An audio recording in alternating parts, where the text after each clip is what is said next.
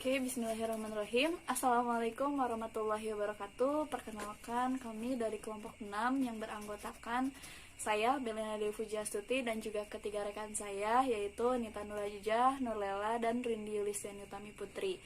Di sini, kelompok kami akan membahas materi mengenai akuntansi keperilakuan pada akuntansi pertanggungjawaban.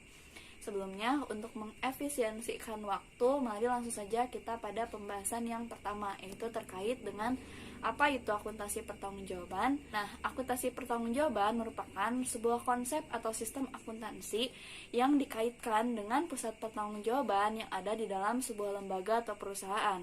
Dengan begitu, istilah ini mengacu pada proses pelaporan bagaimana kinerja manajer dalam pusat pertanggungjawaban untuk mengatur pekerjaan yang berada dalam kuasanya. Sehingga tanggung jawab ini akan mengukur seberapa tepat terencana dan juga tindakan dari setiap pusat pertanggungjawaban di perusahaan. Nah, dengan begitu, sistem ini dapat mendorong para manajer untuk selalu berperan aktif dalam mencapai tujuan dengan baik dan efektif. Oke, materi selanjutnya adalah terkait dengan perbedaan antara akuntansi pertanggungjawaban dan akuntansi konvensional. Di sini, akuntansi pertanggungjawaban berfungsi untuk meningkatkan relevansi dan informasi akuntansi dengan cara menetapkan suatu kerangka kerja untuk perencanaan, akumulasi data, dan pelaporan yang sesuai dengan struktur organisasional dan hierarki pertanggungjawaban dari suatu perusahaan. Selanjutnya, akuntansi pertanggungjawaban juga memberikan suatu sentuhan pribadi terhadap mekanisme akumulasi data yang impersonal dalam akuntansi konvensional. Nah, sedangkan akuntansi konvensional di sini data diklasifikasikan berdasarkan hakikat fungsinya dan tidak digambarkan sebagai individu yang bertanggung jawab atas terjadinya dan juga pengendalian data tersebut. Selanjutnya, oleh karena itu, data akuntansi konvensional ini mempunyai nilai yang terbatas bagi para manajer dalam memantau efisiensi dari aktivitas harian mereka. Oke, materi selanjutnya adalah terkait dengan jaringan pertanggungjawaban. Di sini, struktur organisasi itu dibagi ke dalam suatu jaringan pusat-pusat pertanggungjawaban secara individual atau ke dalam unit-unit organisasional yang terlibat dalam pelaksanaan suatu fungsi tunggal atau sekelompok fungsi yang saling berkaitan satu sama lain, yang memiliki seorang kepala yang bertanggung jawab untuk aktivitas dari unit tersebut. Materi selanjutnya yaitu jenis-jenis tingkat pertanggungjawaban.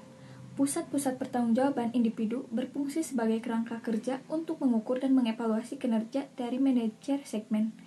Pusat pertanggungjawaban dikelompokkan ke dalam 4 kategori, yang masing-masing mencerminkan rentang dan direksi atas pendapatan atau biaya serta lingkup pengendalian dari manajer yang bertanggung jawab. Poin yang pertama yaitu pusat biaya. Pusat biaya merupakan bidang tanggung jawab yang menghasilkan suatu produk atau memberikan suatu jasa. Nah, dalam pusat biaya, manajer bertanggung jawab atas pusat biaya yang memiliki direksi akan kendali hanya atas penggunaan sumber daya fisik dan manusia yang diperlukan untuk melaksanakan tugas yang diberikan kepadanya.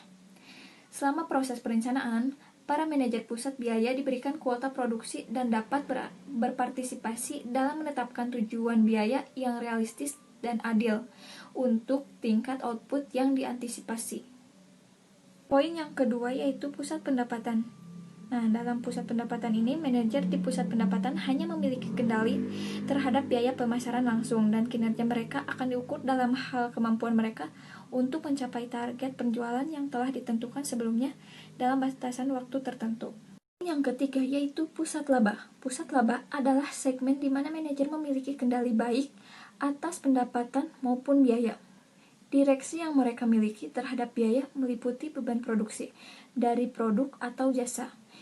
Kinerja dari manajer pusat laba dievaluasi berdasarkan target laba yang direncanakan, seperti tingkat pengembalian minimum yang diharapkan dan tingkat halangan untuk laba residual. Terakhir yaitu pusat investasi.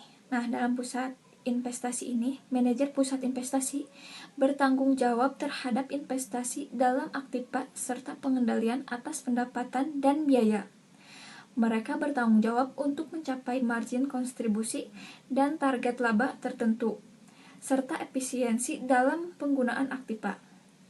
Mereka diharapkan untuk mencapai keseimbangan yang sehat antara laba yang dicapai dan investasi dalam sumber daya yang digunakan. Kriteria yang digunakan dalam mengukur kinerja mereka dan menentukan penghargaan mereka meliputi tingkat pengembalian atas aktiva, rasio perputaran, dan laba residual. Materi yang selanjutnya yaitu korelasi dengan struktur organisasi. Untuk berfungsi dengan memadai, pusat pertanggungjawaban seharusnya serupa mungkin dengan struktur organisasi. Pendekatan-pendekatan yang digunakan dalam mendesain struktur organisasi dan dalam membebankan tanggung jawab bervariasi dari perusahaan ke perusahaan tergantung pada pilihan manajemen puncak dan gaya kepemimpinan. Berbagai pendekatan tersebut dapat dibagi menjadi dua struktur. Yang pertama, struktur vertikal, dan yang kedua, struktur horizontal. Poin yang pertama dari struktur organisasi yaitu struktur vertikal.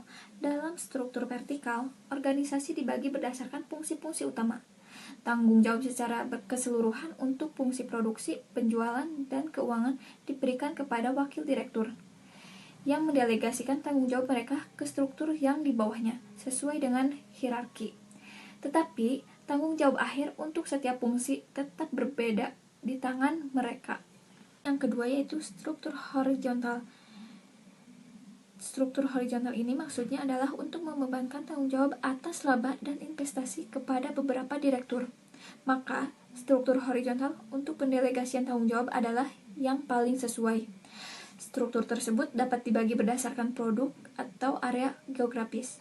Masing-masing wakil direktur mengendalikan suatu pusat laba atau investasi daripada pusat pendapatan atau biaya pusat fungsional. Mereka bertanggung jawab atas produksi, penjualan, dan pendanaan, atau dengan kata lain atas seluruh bidang fungsional dalam area atau kelompok produknya. Di sini saya akan menjelaskan mengenai pemilihan struktur dan penetapan pertanggungjawaban. Sesuai dengan apa yang telah teman saya tadi jelaskan, bahwa struktur di sini itu ada dua, ada struktur vertikal dan juga struktur horizontal.